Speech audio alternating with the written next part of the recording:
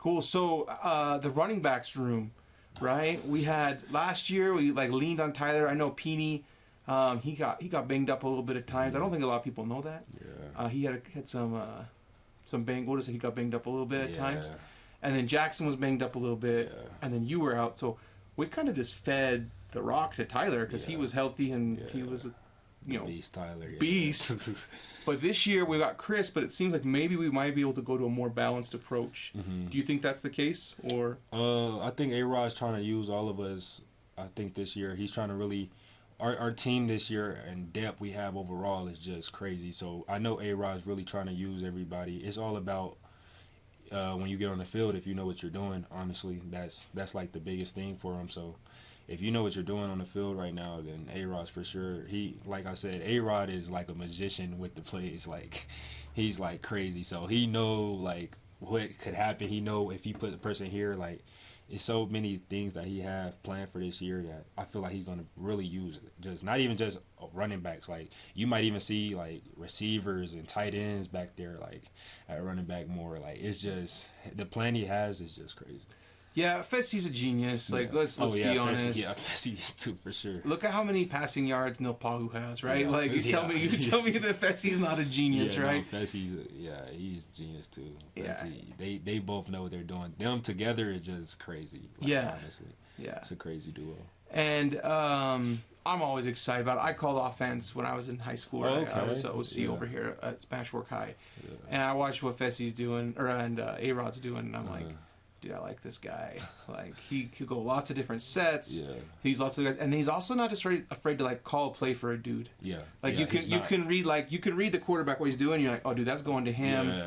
Yeah. Because he's the dude and he's manned up or whatever. He'll just call a play for a dude. Yeah, for sure. And a lot of guys get so caught up in like scheme and their script and things, and he obviously does that, but. He's not afraid to just like, you know what, this one we just throw it to Puka. Yeah. Or let's run a whip route for Samson or Neil. Yeah, right. And like, it's apparent, it's awesome. Yeah, I like it is. It's different.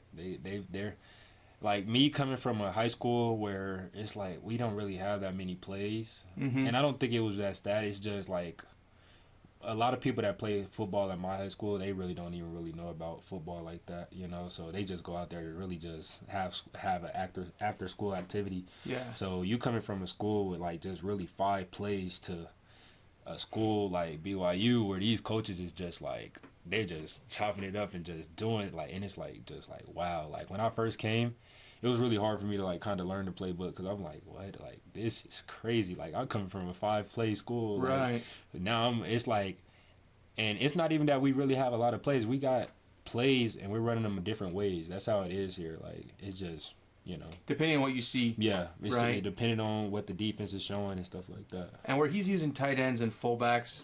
He's rolling those guys out and see like, okay, how are you going to defend this, right? Like, what are you going to go look and give us? Because whatever you do, you're going to be wrong. Yeah. Right? You pull this guy here, then you give us numbers to the boundary, you give us numbers to the field, numbers inside.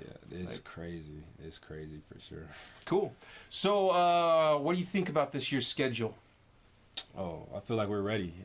I feel like we're going to be able to show what we have and the talent-wise and show that we're I don't really like talking about the years after, but it's going to show what we can do and show that we're ready for the Big 12, So I feel like we're ready. I can't wait. Honestly, I can't wait. I'm just worried about the first game, ready to get the game, just ready. I'm just ready. Just one at a time. Yeah. And it starts out, like at USF. Yeah. That's like you travel that time zone. USF gave us some troubles last year.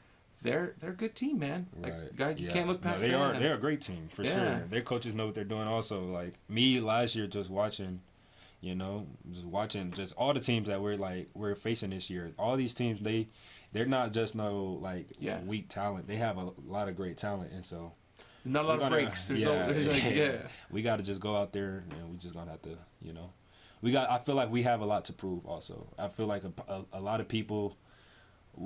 People feel like we proved enough. I don't think we proved. Really. No. We didn't prove nothing really like that. I feel like we got a lot more to prove, and we got the guys to do it, to prove it. So there's a lot of guys coming back, man. I think the one piece you would have loved to keep.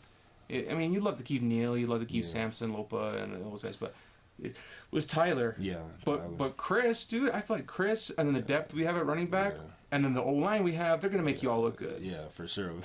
For sure. The best O-line in the country. Dude, it feels that way sometimes. You start looking at like, oh, there's 8 guys who could start. Yeah. No, honestly, man. I just look like every day I walk into the locker room, I just be thankful. I make sure I shake all their hands and everything. Thank you, sir. Like, hey, thank you for being here. Like, you know, because they did not have to come here, but they came here. So I'm just thankful for them. Dude, and they're huge. They are. Like, and they all move. Yeah. Like, it's seriously. It's like they're moving like skilled players. Like, yeah, Houston was telling me he got here and he was like doing blocking drill. Like, I think it was like run fits, 9-on-7, something like run drill. And he got to the second level and someone zoomed past him and he's like, what was that? It was Blake Freeland. It's Blake Freeland. I'm already knowing, man. That guy's the third level. They're just like I said, we have the best offensive linemen, I feel like, in the country.